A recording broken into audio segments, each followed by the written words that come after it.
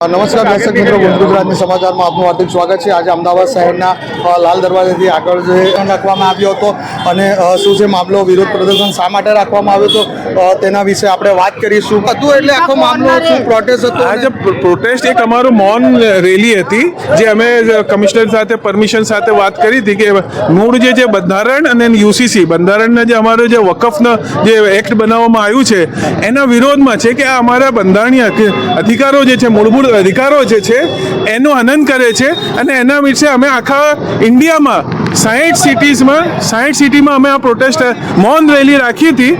એના સંદર્ભમાં અમદાવાદમાં પણ રાખી હતી, ભરૂચમાં થઈ છે, વડોદરામાં થઈ છે। મૌન રેલી હતી કે શાંતિપ્રિય ગાંધીજીના માર્ગે આપણે આ કોઈ પણ પ્રોટેસ્ટ જે છે એ કરવાની છે, જે અમે સાબિત કરી આપ્યું છે કે અમે બિલકુલ અમારા લોકોએ શાંત રીતે પોતાને આવીને પ્રોટેસ્ટ એ કર્યું છે ને આ બધા લોકો હવે પ્રોગ્રામ પૂરો થયો છે તો બધા પોતાનું લોકો જોડાયા હતા પ્રોટેસ્ટ? આપ જોઈ શકો છો, હજારોની સંખ્યા છે, ગણી શકાય નહીં એટલી સંખ્યા છે। કેમ કે આ મૂળ ખાલી મુસ્લિમોને નહીં, આખા આપણા બંધારણ જે છે એને ખતમ કરવાનો પ્રયાસ થઈ રહ્યો છે। એના માટે બધા લોકો, અમે ખાલી મુસ્લિમો નહીં, બીજી લોકો બી જે છે બીજા લોકો પણ સાથે જોડાયા છે, આદિવાસી છે, દલિત ભાઈઓ છે, અમારા બધા લોકો જોડાયા છે। મોટો બંધારણ બચાવવું છે। જે.કે. ચૌહાણ છે અને હું ભારતીય દલિત પેન્થર સાથે સંકળાયેલો છું। આજે સંસદની અંદર વકફ સંશોધન બિલ લાવવામાં આવ્યું છે, એનો અમે વિરોધ કરીએ છીએ અને આજે વકફની જે મિલકત છે એ સરકાર પોતાના હસ્તક કરીને મુસ્લિમોને બરબાદ કરવાનું એક કામ કરી રહી છે અને કોઈ પણ કારણસર ના ચાલી શકે। બંધારણના જે આમુખમાં છે, આમો સમાનતાની વાત અને બિન સાંપ્રદાયિકના વાત, એના વિરોધમાં આ બિલ પાસ થયું છે, જેનો અમે વિરોધ કરીએ છીએ અને મળતે દમ તક અમે લડીશું। જય ભીમ, જય ભારત। ને આના વિશે એટલે જો અગર ન્યાય નથી મળતો ને તે છતાં કાયદા પાસ થાય છે તો તેના વિશે શું કહે? અમારી જે શક્તિ છે એ શક્તિનું અમે પ્રદર્શન કર્યા જ કરીશું, બંધારણને અનુરૂપ રહીને, અને નહીં બને તો અમે વિશ્વ અદાલતમાં પણ જઈશું। વિશ્વ અદાલતમાં પણ જઈશું।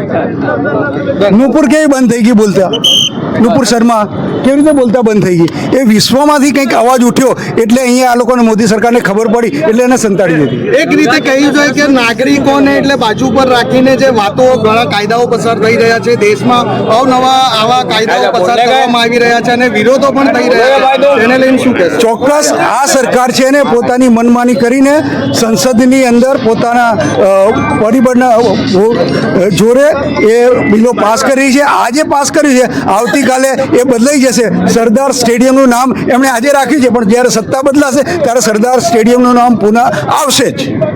ગંગા તહેજીબ વિશે તમે ખાસ શું કહેશો? ગંગા તહેજીબ વિશેની જે વાત છે એ આપણા અલ્પસંખ્યક મિત્રો જ કહી શકશે। અહીંયા આગળ મુસ્લિમ સમુદાયના સાથે સાથે બીજા સમાજના લોકો અને આગેવાનો પણ આમાં જોડાયેલા છે, તે પ્રોટેસ્ટને સપોર્ટ કરી રહ્યા છે અને શાંતિપ્રિય રીતે અહીંયા પ્રોટેસ્ટ કરવામાં આવ્યું હતું અને જેમાં પોલીસ બંદોબસ્ત પણ પૂરતો પ્રમાણમાં આપવામાં આવ્યો હતો। एक सुहाना बानू, मैं वुमर्स पावर ऑफ चैरिटेबल ट्रस्ट चलाती हूँ और हमारी काफ़ी उम्र गुजराती भाइयों के साथ मोहब्बत से निकली है, राखी बांधने में, और इसी धर्म से कुछ लेना देना नहीं है।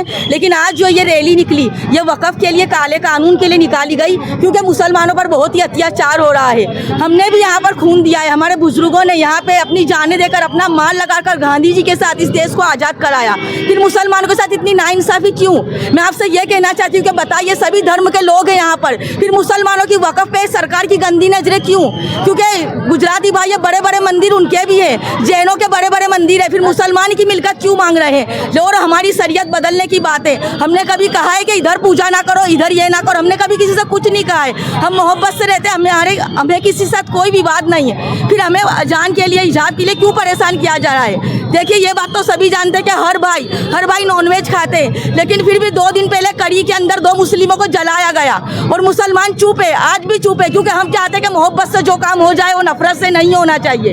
और सरकार समझती नहीं है। सरकार को पता नहीं, सरकार अपने ऐप छुपाने के लिए सरकार अपने ऐप छुपाने के लिए मुसलमानों के ऊपर कोई ना कोई अजीब जात की सरकार मुसीबतें डालती है और मुसलमान बर्दाश्त कर रहे हैं। लेकिन जब हमारी शरीयत बदलने की बात की जाएगी तो हम बिल्कुल बर्दाश्त नहीं करेंगे, क्योंकि हमारे जो बुजुर्गों ने जो शेर कहा था कि सभी का खून है इस देश की मिट्टी में, किसी के बाप का हिंदुस्तान नहीं है। हम किसी भी हालत में हिंदुस्तान छोड़ेंगे नहीं, ना हमारी शरीयत को बदलेंगे और ना ही हम वक़्फ़ की बिल है वो उसको एक्सेप्ट करेंगे।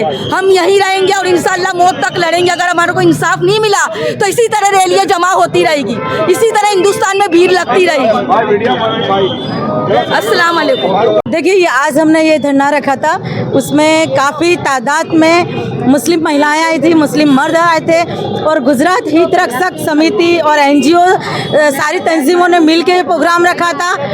और अभी ये जो हमने यहाँ पे जो देखाव रखा था उसमें UCC और वक़्फ़ को लेके था, क्योंकि सत्ता में बैठी हुई जो सरकार है वो कंटिन्यूस मुसलमानों पे जो जुल्म कर रही है, कभी हिजाब को लेके, कभी अजान को लेके, कभी मस्जिदें तोड़ी जाती है, कभी दरगाहें तोड़ी जाती है, कभी कब्रिस्तान तोड़े जाते हैं। और वक़्फ़ की जितनी भी ज़मीनें हैं वो ज़मीनें अब सरकार को चाहिए, तो हम ऐसा होने नहीं देंगे।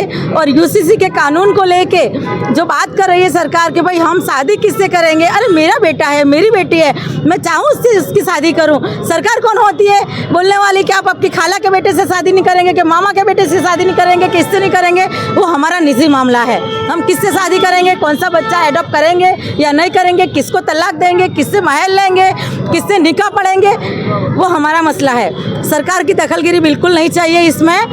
हम चाहते हैं कि UCC जो कानून है वो कानून को रद्द किया जाए, क्योंकि इस देश का संविधान है, संविधान में भी लिखा है कि इस देश में रहने वाले हर नागरिक को अपनी रिश्ती धर्म पालने का अधिकार है, अपनी रिश्ती खाना खाने का अधिकार है, अपनी रिश्ती अपनी ज़िंदगी जीने का अधिकार है। तो ये जो सरकार है वो चाहती नहीं है कि मुसलमान इस देश में अच्छे से प्यार मोहब्बत से रहे, क्योंकि भागला पाड़ो अने राज करो, ऐसी नीति ये सरकार की है। ये तो वो लोग हैं जो अंग्रेज़ों की गुलामी करते थे, अंग्रेज़ों की दलाली करते थे और अंग्रेज़ों की मुखबिरी करके इस देश को इन्होंने आज़ाद नहीं करा। इस देश को आज़ाद कराने में हिंदू, मुस्लिम, सिख, ईसाई सबका हाथ था, तभी ये देश आज़ाद हुआ है। तो जितना बाकी धर्म के लोगों का हक है, अधिकार है, इतना अधिकार मुसलमानों का भी है। मुसलमान इस देश के दोयम दर्जे के नागरिक नहीं है। मुसलमानों ने अपनी जानें दी है, अपनी कुर्बानी दी है, तब जाके इस देश को आज़ाद कराया है। तो हम चाहते नहीं कि UCC और वक़्फ़ जैसे कानून सरकार लाए। हम लोग बिल्कुल इसका विरोध करेंगे और हमको हमारी जान भी देने की आएगी तो हम जान दे देंगे, मगर ये कानून हम पास होने नहीं देंगे।